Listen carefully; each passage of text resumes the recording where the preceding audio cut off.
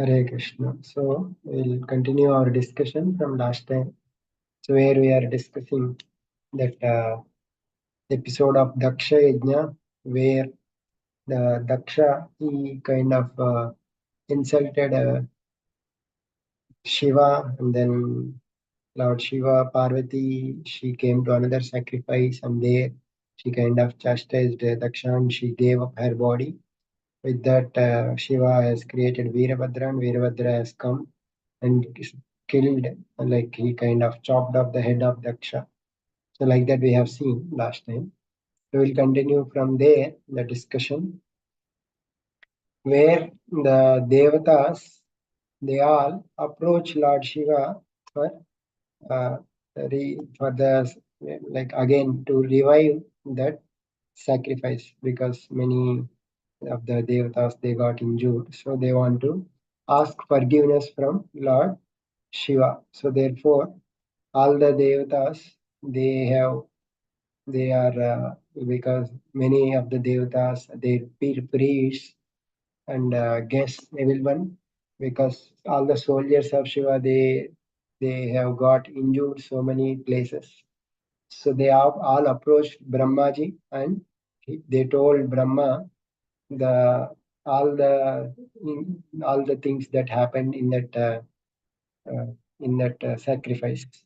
So here in Bhagavatam, it is mentioned that Brahma and Vishnu, knowing that this sacrifice is going to happen like this, they did not go to sacrifice of Daksha. So that is like clearly mentioned. So Brahma and Vishnu, they did not attend that sacrifice of uh, the Daksha sacrifice. So Brahma kind of after hearing that words from all the devatas, he kind of chastised them, saying that like you have offended you have offended a great soul. So like you want to enjoy in this material life, but if you offend a great soul, how can you enjoy in a materially great life? So indirectly, Brahmaji is saying that because you have offended Lord Shiva, so that is means that itself that they are already dead because they have committed great offense. So let them like they should not live. Let them commit. Otherwise, they will commit more offenses. What is the use of their lives? So better they would die. So like that, he is kind of implying that. That means if some offenders of the devotees, if they continue to live, they may commit more offense and that will harm them more. So therefore, it is better not them to uh, live like that. He is kind of indicating. So basically, he is telling that it's not good for committing offenses, and he's saying that if you desire to live, since you have committed offense to Shiva, and you have also not giving the share of the sacrifice for Lord Shiva, so you should please Lord Shiva because he is very like he can easily forgive. You should please him with your pure hearts. Then, like just by touching his feet, he can forgive. So therefore, you should please him. And if you really want to revive this sacrifice and you enjoy the material life, you should quickly go and ask forgiveness from Shiva. Already Shiva now at this point of time, he's already lost his wife and therefore is also insulted by Daksha. Therefore, his heart was pierced. And if he gets angry, the whole world will be destroyed and all the protectors cannot exist. So therefore, we should go and ask forgiveness from Shiva. And actually, you don't know how powerful Lord Shiva is. The Indra and all the sages that you are there, they don't know completely the nature of Shiva. He is completely independent. So, like, who will offend such a great personality? So, in this way, he kind of chastised all the devatas. So then, along with all the devatas, Pitrus and other things, they all started going to the Daksha's abode, sorry, Shiva's abode, Kailasha. So now the description of Kailasha is elaborately described in Bhagavatam. where that Kailasa is mentioned that it's all filled with so many different personalities who are perfect in yoga, mantra, austerities, and it's also having so many herbs. So in this way, it is like filled with so many devatas, kinnaras, gandharvas, and apsaras, and it has several peaks. And in those peaks, so many different valuable gems and minerals, various trees, creepers, bush, they are all available in those peaks. And there are in the peaks, there is beautiful waterfalls that are being flowing, and there are various caves and plateaus there. And then there, in those beautiful caves, many devatas or siddhas, they will come along with their wives and they enjoy in that in those places. And there are beautiful peacocks around that Kailasha, and not only peacocks, bees are also there with so much honey, and cuckoos and other birds are there. Basically, very pleasing atmosphere. And there are also like this is only peaks are like one aspect, means very various colorful lakes and all other things are also available. So so many kalpa vrikshas kind of thing, very like whatever desires one have, it can fulfill like that. Those trees are there filled with them, and like the so many waterfalls are also surrounding, and they are very beautiful. And in that there are several kinds of trees like mandara, parijata, sarala, like that beautiful all the types of various fruit giving trees are also there, and flower bearing trees are also there. So in this way beautiful description is there. And all the different fruit varieties are also there, red lotuses, blue lotuses, and different kind of animals are also there, various kinds of deeds. And it is also surrounded by Ganges water, Alakananda, and devatas, they will come and will take bath there. So that is called Alagananda. And there is also a forest called Saugandhika, and there very beautiful lotuses they grow. They are called as Saugandhika lotuses. And then there are rivers like Nanda and Alakananda, so they are also flowing there. And the devatas, they come there, and the wives of devatas, they all come there. They take their bath in those various lakes, and elephants also drink this beautiful water.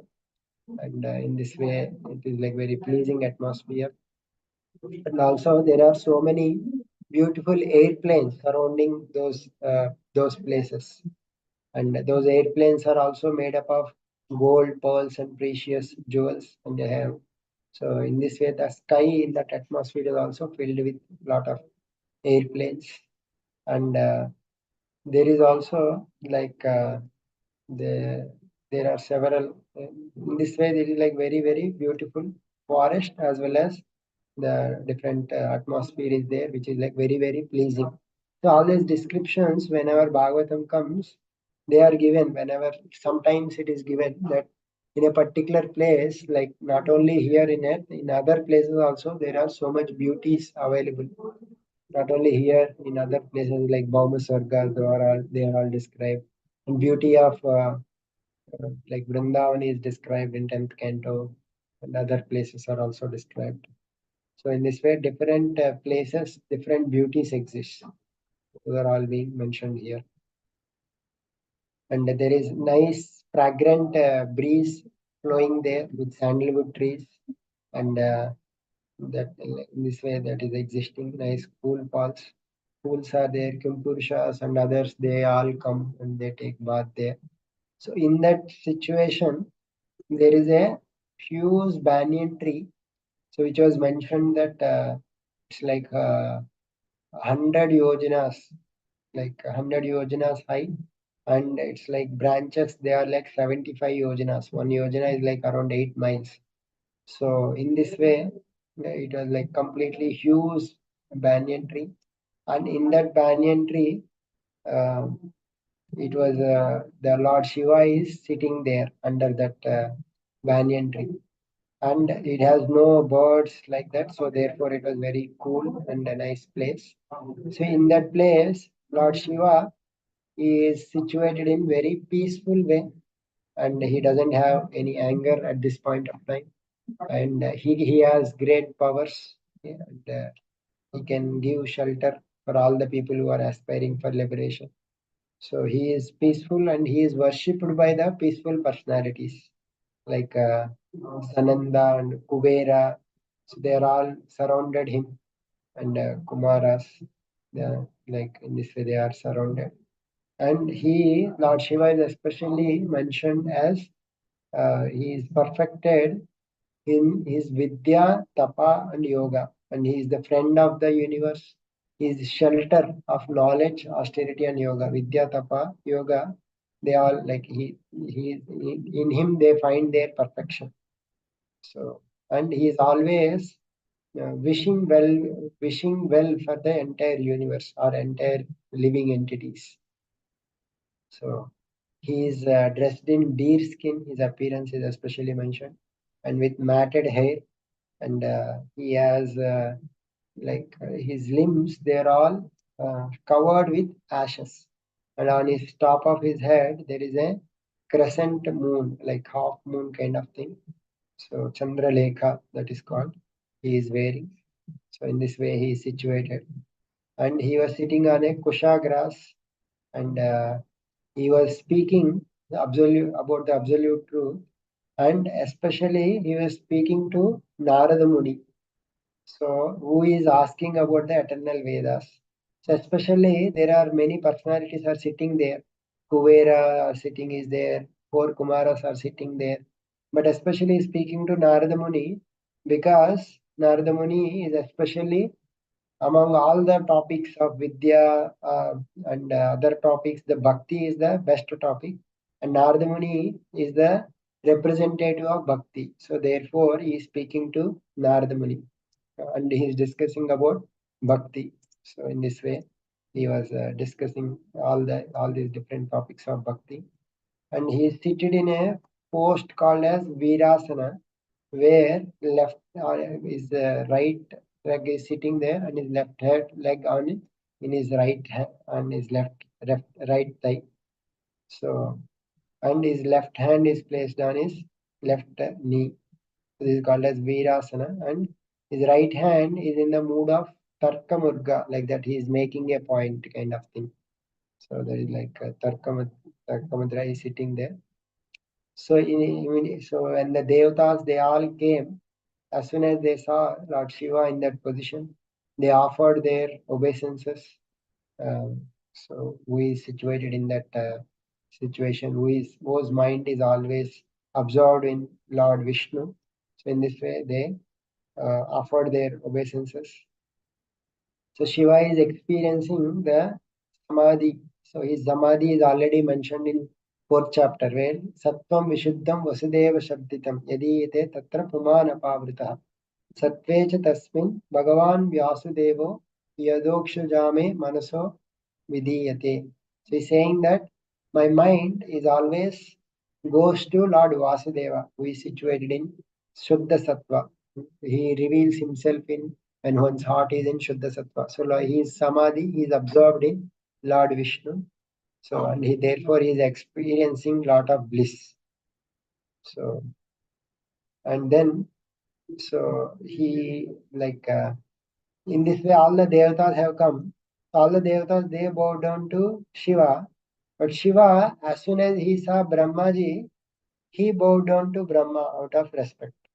The example that is given is that just like Vamanadev respects Kashyapa Muni, so like that he is respecting Brahmaji. So Vamanadev and Kashyapa Muni, if you see, Vamanadev is the supreme lord, but he is respecting Kashyap Muni because he is the father. Similarly, although Lord Shiva's position is higher than Lord Brahma, but because Lord Brahma is the father from which Lord Shiva has appeared in this world, therefore Shiva is offering respects to Brahma as a father. So in this he is offering respects. And then other great sages, the other great persons, all the sages, they also respected Brahmaji when they arrived. And then Brahma, knowing the glories of Lord Shiva, smiling, he offered respects, and Narada Muni, others also offered respects to Brahma. Then Brahma started speaking to Lord Shiva. So here the like Lord Brahma, he is glorifying Lord Shiva as a in the mood of a Sada Shiva. So Sadashiva is a form of Lord Vishnu in Vaikuntha kind of thing. From that Sadashiva kind of Shambhu will come and Lord Shiva will come, who is like experience. So he speaks, he offers glorification to Shiva in the mentality of a Shaivite. So Shaivite thinks that Lord is the he is a combination of Prakriti and Purusha in the form of Sadashiva. So he is offering as he is as the supreme Lord. So he is saying that I know you are the Lord of the universe, Prakriti and Purusha. You are superior to Shakti and Shiva, and you are the also the Brahman without any qualities. So in this way, he is glorifying. He is the creator, maintainer, and destroyer. So and you by your form of Shakti and Shiva, you create, maintain, and destroy this universe, just like a spider creates a web. So in this way, you create, and you only produce artha and dharma, and you only created sacrifice, just like a cloth with threads. A cloth produces threads. Similarly, these sacrifices you have created for the uh, production of artha, and you only created the rules of varnashrama, everything for in which brahmanas follow their own duties.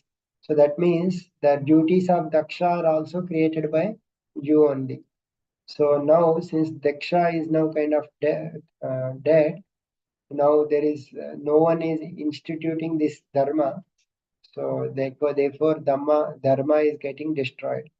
So therefore, now there is misfortune in the world. That's kind of implying to Lord Shiva. So therefore, you also different destinations when people perform different activities, their destinations are also you only provide. Like someone wants swarga or someone wants liberation, depending upon their pious and sinful activities, their destinations will come based on their karma. So you give the results of karma, and you may even give liberation. And if someone is committing sinful activities, you give help. So, but here, if you see pious persons like Daksha, they are going to hell, and sometimes others like Ajamil sinners, they get liberation. So I'm getting confused. So why do sometimes opposite results will come? So like that he is kind of expressing, and he's saying that, oh, I have killed Daksha. So is it that because of my anger I have killed, like that he is saying? So he's saying that actually your whatever you are exhibiting, that is your mercy only. It is not from anger you punish your devotees. It is only your mercy. Out of mercy only you punish. So that means generally in this world also, whenever punishment is given, punishment should not be given out of revenge. Punishment is only given as an act of rectification. So therefore he is saying that you did not kill Daksha out of anger, that is not your nature. So if anger it doesn't even arise in devotees, what to speak of you? It could not arise in you. So like whoever surrendered to your lotus feet, they will also does not get angry. What to speak of you? So therefore, it is not you out of anger you have killed Daksha, only out of your mercy you have killed him. And you always see all the living beings as like just as non-different from you. So you identify with their sufferings. So in this way you behave, and that so in this way he is glorifying Lord Shiva. Like they he is saying that those who are kind of uh, thus like the nature of compassion, those who are you kill sinful people, uh, like he is kind of appealing that these people who have offended you, they're already killed by their own sinful activities. So therefore they're already kind of killed by their own fate, and they are already killed by the law of karma. Therefore you need not specially kill them. So therefore, they are killed by means by their offenses only. They are creating their destination. So therefore, it is not necessary to use specially kill them. So they need not become object. So like that, he is saying. And this the nature of sadhus, he is saying that they are all compassionate to materialists, because materialists out of their pride, they may offend devotees, but the devotees, they may not take those offenses seriously, and they forgive them. So that is their compassionate nature. So, the devotees always show mercy. So, therefore, even if Daksha showed anger or envy towards you, you should not, you should show mercy to them. You should be compassionate to them. And, and also, but you like your intelligence is never influenced by Lord's Maya, and you know that, and you are you are various karmas. Like you are not at all under the control of Maya, and you are not at all attached to karma. So and then and therefore you should not become like punish these kind of people. So therefore my request to you, O Shiva, is that you revive this sacrifice of Daksha which is stopped by you, and in this sacrifice they did not offer your share. Let Daksha, let him get back his life. Let Bhaga, who lost his eyes, let him get his eyes back. Nugu, who lost his mustache, should again that mustache can come back. And Pusha, who lost his teeth, can be restored. And all the devatas, they have lost many of the devatas. Their limbs got injured, so they let them recover all their health. So in this way, and you also take your sacrifice. So in which and let the sacrifice may be completed. So in this way, he is appearing to Lord Shiva for the revival of the Daksha sacrifice.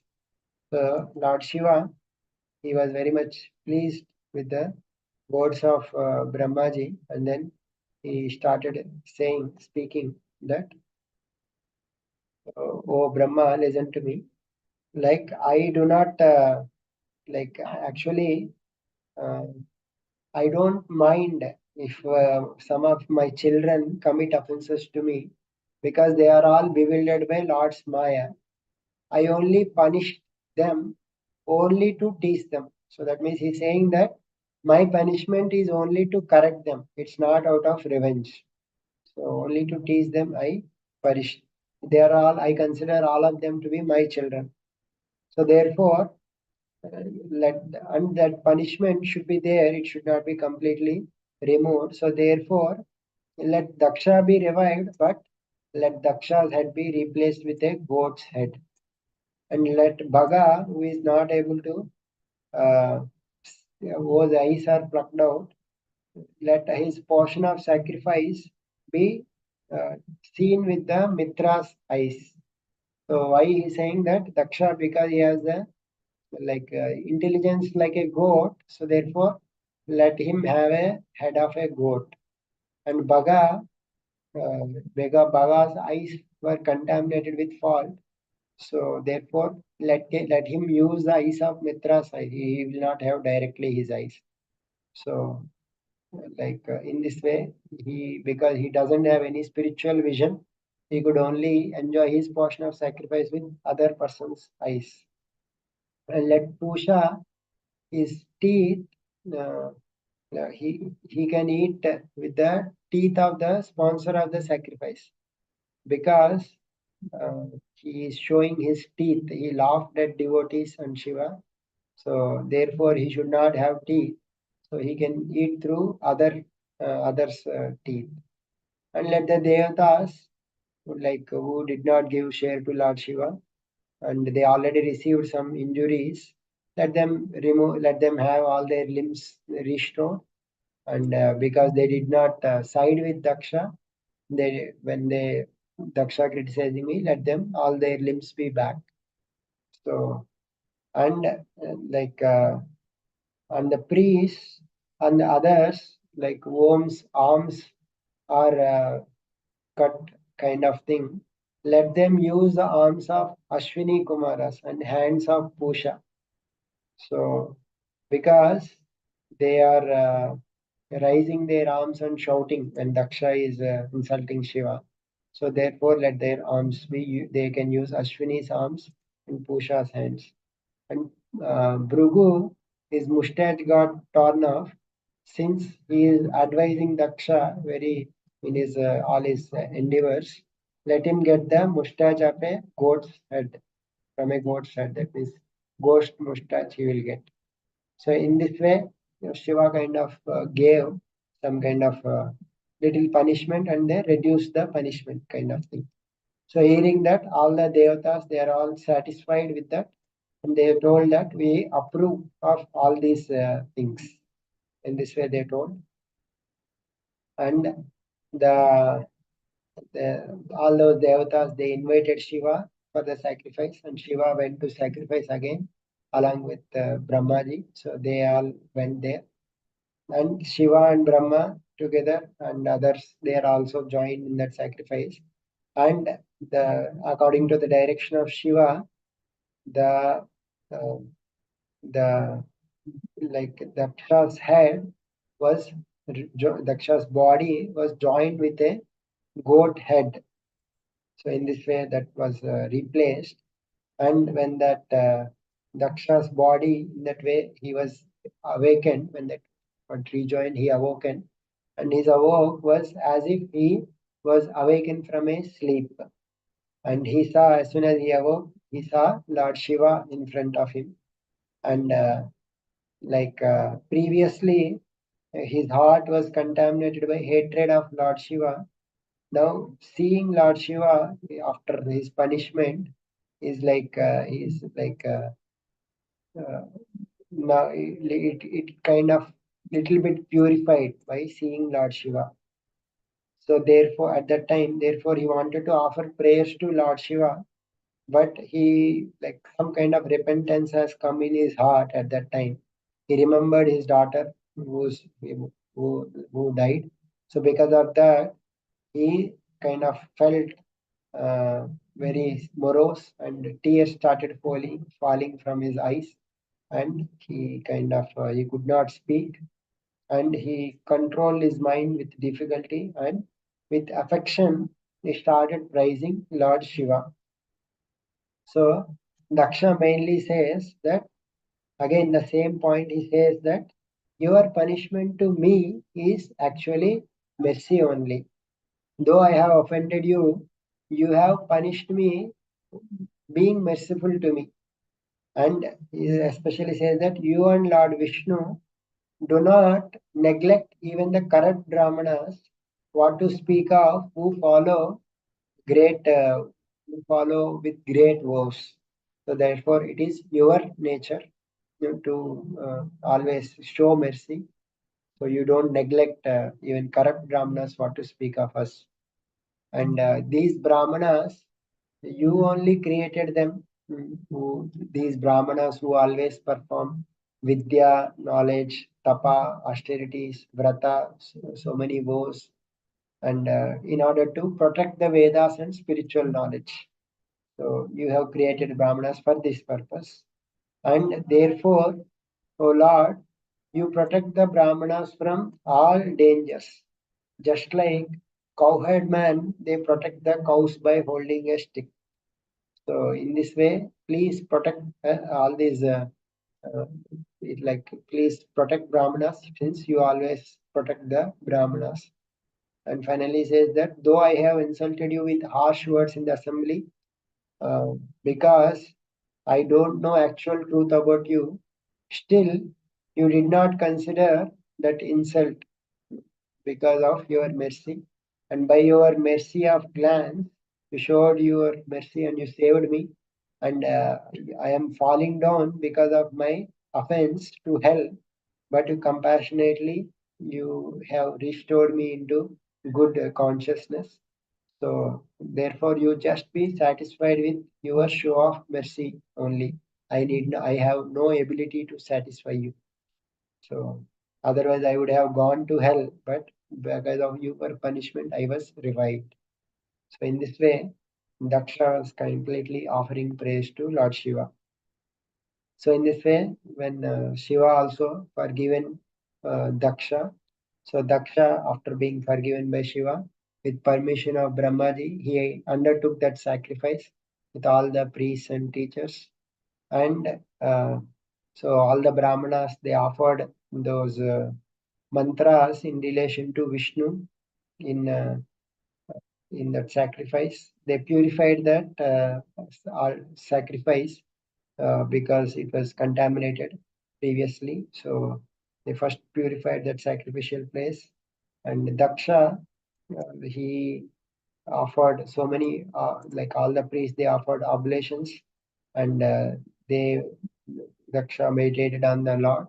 So in that and at that situation, Lord Vishnu has appeared in that sacrificial arena. Till that point, Lord Vishnu is not visible to all of them.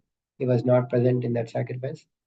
So when he appeared, his effulgence was kind of diminishing um, all the places there by his effulgence. He arrived on Garuda, and like Garuda is mentioned whenever Garuda flaps, like several verses will come, like the way the Vedic sound will come from the Garuda's vibrations. So there, the Lord's form is nicely described here. Shyamo, his color is always described as Shama, is blue in color. So different times, Lord exhibit different forms. And those forms are described by Shukadeva Goswami so that we can meditate these different forms. So he is having Hiranya Rashana. So it is like a golden belt he is having. And then Arka Kirita Justo. His Kirita is shining like a Arka, that means moon. He is endowed with that Kirita shining like moon. And then Neela Alaka. So his Neela Alaka, like his hair, which is like kind of blue color, blue and blackish blue kind of color. Um, Brahmara Mandita. Brahmara Mandita means like it appears like a bees, that locks of hair surrounding a lotus flower, which is like his face compared. Mandita Kondalasya. Mandita Kondala. Kondala earrings are there surrounding his face, and he is holding Shanka, conch shell, Abja, lotus, Chakra, the Chakra, Sudarshan Chakra, Shara is holding a arrow, Chapa is some bow, Gada is holding a club, Asi is holding a knife kind of thing, Charma is holding a shield, so Vyagrair. So these are all different things he is holding. And Hiranmaya Bhujair, so his hands are completely filled with gold. And Iva Kandikara, he is appearing with these 8 hands surrounding his lotus feet. They're all his face is appearing like a lotus. So he appeared like a lotus surrounded by these 8 different ornaments.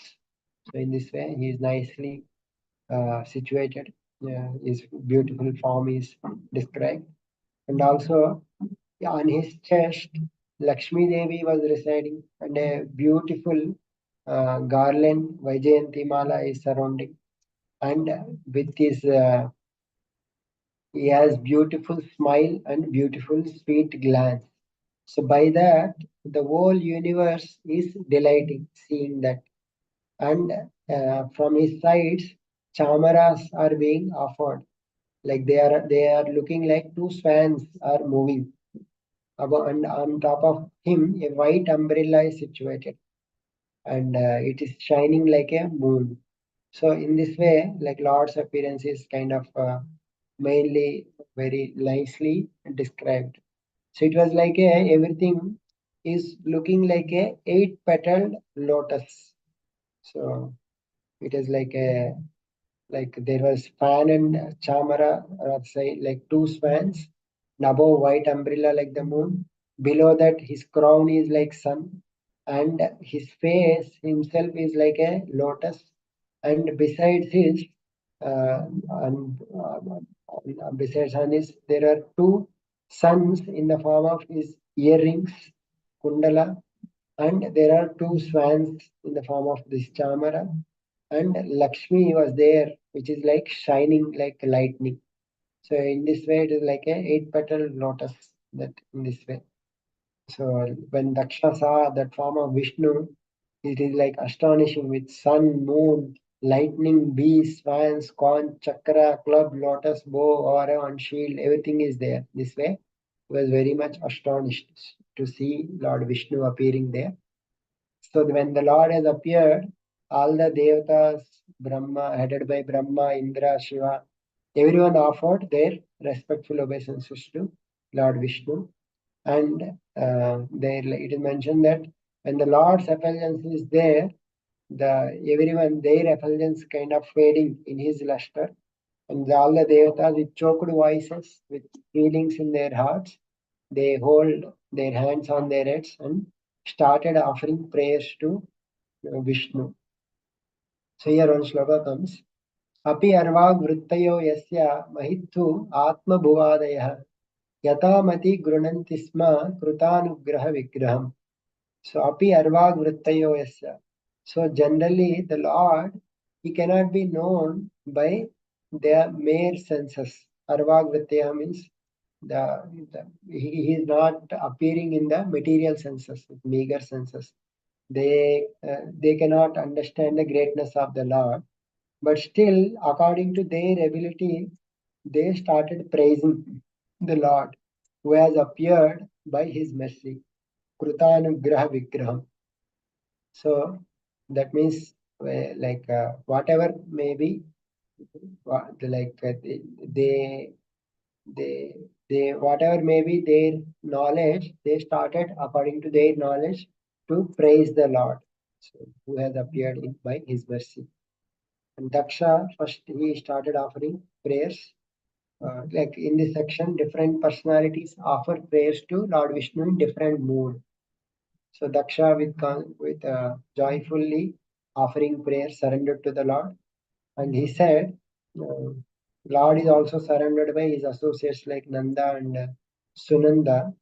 So they are offering prayers. So the Daksha he said that, O Lord, you are one and only one, fearless, pure. Your consciousness alone, your consciousness will never get allotted by material intelligence. You are devoid of Maya. You are situated in your own spiritual abode, but you, in the form of Purushavatara, you accept Maya in this material world. You create this material world, but you remain independent, although it appears that you are contaminated with material qualities. So that means Lord is always spiritual in nature. He is never get contaminated by Maya. So he is saying that although uh, sometimes you may appear in a human form, it may appear that contaminated with Maya, but you never get contaminated with the Maya. But he is like indirectly accusing Shiva that like others like Shiva, they take sometimes coverings of ignorance although they play the role of human roles, they do not know how to act because Shiva, he has taken as position of the son-in-law, but he is very indifferent to me. But on the other hand, when you come as Krishna, when Satyajit died, you went and began crying. Satyajit died. That means you are perfectly imitating the ways of human society. So in this way, he is kind of he is accusing Lord Shiva indirectly. So he is the although Lord exhibit this kind of nature of human, so how can he can be said to be Atma Rama? But because the Lord, although he acts, he in this way he is expert in all his arts. He doesn't. He is simply out of his Maya. He performs these activities. He is not at all contaminated with the Maya. So like. In this way he's kind of offering his prayer. So basically according to his mood he is offering his prayer. And then yeah, and then other personalities also offer their prayers. So the priests they also say that actually, O Lord, you are pure, but because uh, Nandishwara has cursed us, now our mind has become absorbed in karma, so therefore we are not able to know the truth about you. So we only know that you are the form of sacrifice, which is called as dharma. And for attaining the material results, artha, dharma, and kama, we are performing this sacrifice. So we only know that you have arranged this sacrifice. So in which we get all these devatas, all these shares like that they are offering. And other assembly people, they are offering prayers. Like everyone offers their prayers according to their mood. So they are saying that, oh Lord, we are undergoing the path of samsara where we are undergoing happiness and distress, which is full of so many wild animals and fearful snakes of time is there. And so many, we are afflicted with so many bad qualities like lust and everything. And we are carrying the heavy load of house and body. And we have thirst for sense objects. So how can we surrender to your lotus feet? We are all suffering. In this way, others are offering. And Rudra, Lord Shiva is also offering prayers to Lord Vishnu. He's saying that ignorant people like Daksha, they may criticize me as impure, but when I actually meditate upon your lotus feet, when I meditate on your lotus feet with devotion, and when ignorant people, when they criticize me that I am impure, I don't consider that criticism significant. That is only by your great mercy. I don't mind about that insults. So in this way, Shiva is saying that although Daksha and others they criticize me because I am fully absorbed in your lotus feet, I don't mind that. That is only because of your great mercy. I don't become disturbed by those criticisms. So like that he is offering Lord Shiva. So Bhrigu, he is saying that uh, he is saying that persons who have material bodies and whose spiritual knowledge is covered by the Lord's Maya, so because they are afflicted by ignorance, they don't know they don't know they don't speak the truth about you because you are beyond their purview of knowledge. So, and you are actually the friend of those who are humble. So therefore, you please forgive us for all our offenses. So I am an offender. I also don't know about you. So therefore, please forgive me. So in this way, he is offering. And Brahmanas, they are sitting, they are saying that uh, like uh, like Lord's form cannot be seen by the material senses. So but only your form is actually different from the form that can be seen by material things. So therefore, Lord is transcendental, like that they are saying. Indra, he is the main, the Devata, he is praying.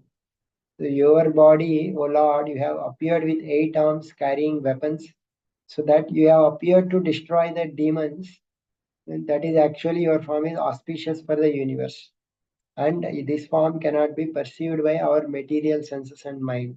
But still, this form is giving us so much bliss.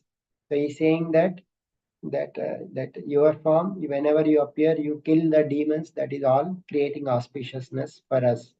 So Indra, he is always asked protection from the Lord.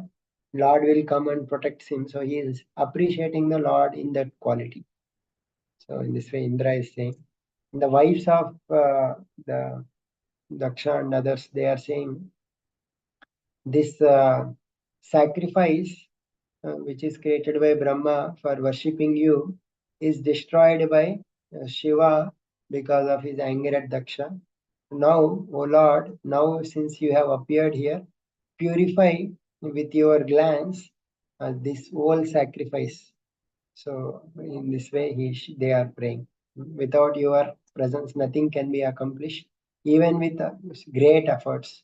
So, therefore, please purify with your eyes, like that they are praying. All the rishis that are situated, they are saying that your activities are very wonderful, and these actions you perform, they are all you are not get affected by the activities that are performed by yourself. The material activities, you did not get any contamination. And like others who worships others like Lakshmi for wealth and others, they they like you. Many people worship you, and like others worship Lakshmi Devi for wealth, and although Lakshmi Devi wants to serve you, you do not accept her for wealth. So that is it. Your position is above all others, like that they are saying. And then there are other prema bhaktas. These prayers are like kind of pure prayers.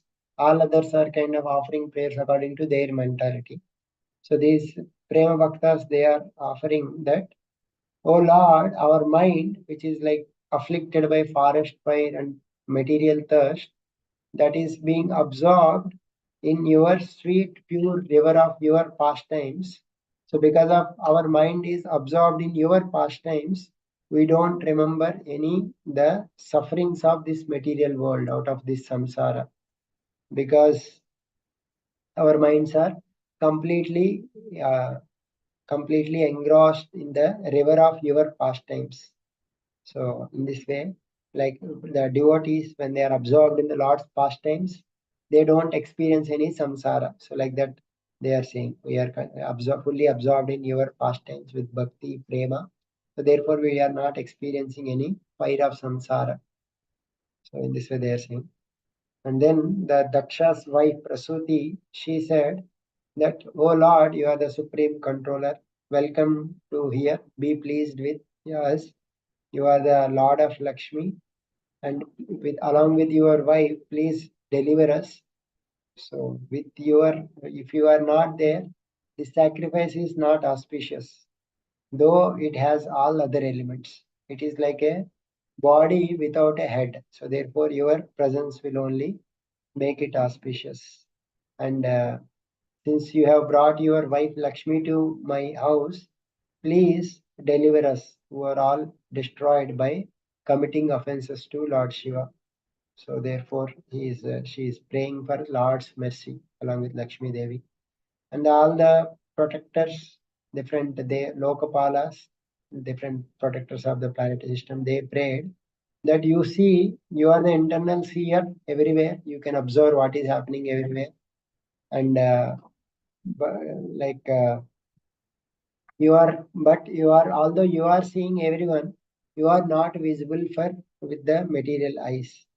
So, but sometimes you appear when like here now, you appear to be made of 5 elements.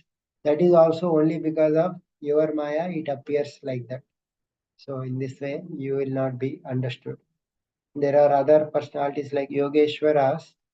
Uh, they say that, "O Lord, there is no one dear to you that there is no one dear to you, where if some people see all the jivas as non-different from you, in that way they show compassion to jivas. For them, you are very dear. But you are, however, more affectionate to your devotees. So therefore, please bestow your pure bhakti on people who are serving you. So in this way, they are offering prayers so that they will get bhakti to themselves. And we offer our respectful obeisances to the Lord who create, maintain, and destroy this universe by the gunas according to Jiva's karmas. And his intelligence is completely beyond the Maya and who is situated in his Swarupa. Finally, the Vedas, they personified kind of which explain karma, they kind of offering to the Lord that, oh Lord, you are the shelter of Sattva and you create Dharma, Jnana, Vairagya, and Aishwarya. You are beyond the material gunas. And even your personality, even I also don't know. Even the Vedas also doesn't know who speak of karma. So Lord's personality is not even known by the Vedas personified. Agni, who is receiving sacrifices, he offered prayers that actually, O Lord, you are sacrifice personified and you are worshipped by different kinds of verses. And uh, like basically, you are the form of sacrifice. I, as a form of Agni, I bring the like like I your by your power only I will be able to carry different offerings to different people. Uh, so in this way, I was endowed with power by only by your mercy. So even like whenever a sacrifice happen, that the sacrifice is only by your mercy. He said. In this way, Devatas are also saying that previously, at the end of Kalpa, this you created this whole universe from your navel, and you are maintaining, and by your path of Vidya and other things, you are maintaining this whole universe for the benefit of all the sages. So you please protect us in this way, Devatas. Gandharvas also they are saying that, oh Lord, you are a powerful person, and all other beings like Marichi, Brahma, and other devatas, they are all Shiva, they are all portions and portions of you. And in this universe that you have created, they are situated in that where they are playing like that. So therefore, we offer our obeisances.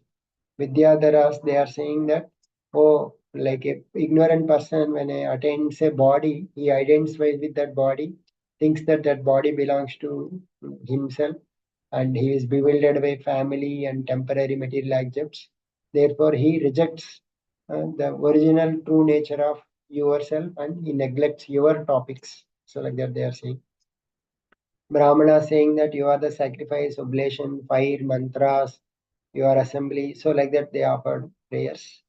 And you have you lifted the earth in the form of Varahadev.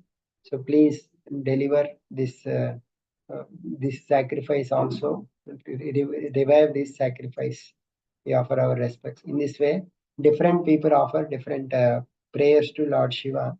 So Lord, in this way, when he is offered respects, he was pleased, and for the benefit of Daksha, he is speaking that uh, Lord is speaking, saying that actually I am the supreme for the benefit of Daksha, because Daksha is kind of offending Lord Shiva, considering Lord Shiva to be independent of Lord Vishnu. So therefore, Lord Vishnu is highlighting here the non-difference aspect of Lord Brahma, Shiva, and Vishnu. So because if someone offends Lord Shiva, that is also an offense to Lord Vishnu. So therefore, in order to rectify Daksha's mentality of offending Shiva, he is saying that I am actually the cause of this universe. I am the Lord of the soul, the witness, and I reveal everything.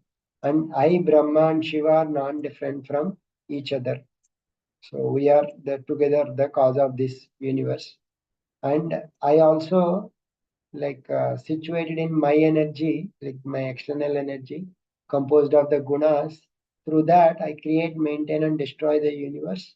And I take on different names according to my activity. So, like, uh, like I only create, but that like based on the different activities, I am called as creator, maintainer, and destroyer. So, in this way, he's saying. And then the ignorant person, he sees differences between the jivas and me. Actually, I am myself, they are all part and parcels of me, who is absolute Brahman and Paramatma. And what to speak of seeing differences between Brahma, Shiva, and me. So that means, like, how Brahma and Shiva are not different from Lord Vishnu? So that he is saying that even jivas are also part and parcels of me. Mamevamsho jiva loke jiva bhuta sanatana. So therefore, the jivas are non-different from me because they are tatastha Shakti, and that Shakti is non-different from Shaktiman. Shakti is non-different from Shaktiman. And Brahma and Shiva are non-different from me because they are my Gunavataras. So Brahma and Shiva, they are said to be the Gunavataras of the Lord who create, maintain, and destroy the world. And so therefore, my devotees, they don't see difference between himself and all beings. So just like an example is given, a body is there. So various limbs of a body, they are non-different from the person. So similarly, all the devatas or other beings, they're all said to be the part and parcel of the Lord's body. So therefore, the devotees, they see non-different from other beings in the sense that they take the happiness of and distress of other beings as his own. In this way, they behave. So in this way, his Lord is addressing that the person who does not see difference between the three of us, who are the soul of all beings, he will attain peace. So in this way, when one sees non-difference, they will attain peace. That is the result that is mentioned. So in this way, Lord instructed Daksha, and the so Daksha, being pleased, he offered worship through special sacrifice, and in this way, Lord is also worshipped by devatas and other personalities.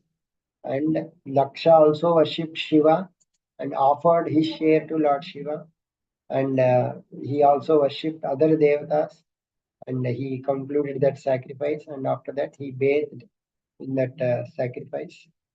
So then, along with the sacrifice, then after that, Daksha, he performed rules, acted according to dharma, and all the devatas, they departed for their abode. So in this way, that after the death of after Sati gave up her body, she was reborn as Parvati in the womb of Menaka, wife of Himalaya, and later on she again married Shiva as her beloved husband. So in this way, Parvati got married to Lord Shiva. So this story that I have heard, this Daksha episode from Uddhava, I have heard. Uddhava is a disciple of Brihaspati that I have narrated to you. So whoever constantly the person who is hearing glories of Vishnu and Shiva, their activities, which give fame and long life, it destroy all the sin. And whoever narrates this story with devotion, he will be destroyed of all his sin. And who hears, they will be destroyed of all their sin. Like that, Palashruti is also given. So in this way, Daksha's sacrifice is mentioned here. So include here. And the next topic is Dhruva Maharaj pastime. Dhruva's episode is very much glorified in Bhagavatam or throughout the places all over the world. So very famous pastime that we will hear in the next time. Also tomorrow we are celebrating Gaur Purnima, Gaurang Mahaprabhu's appearance. So you can also remember Gaurang Mahaprabhu. Let's stop here. Thank you, Prabhuji. Hare Krishna. Hare Krishna. Hare Krishna, Prabhu. Chandra Shri Bhagavatam ki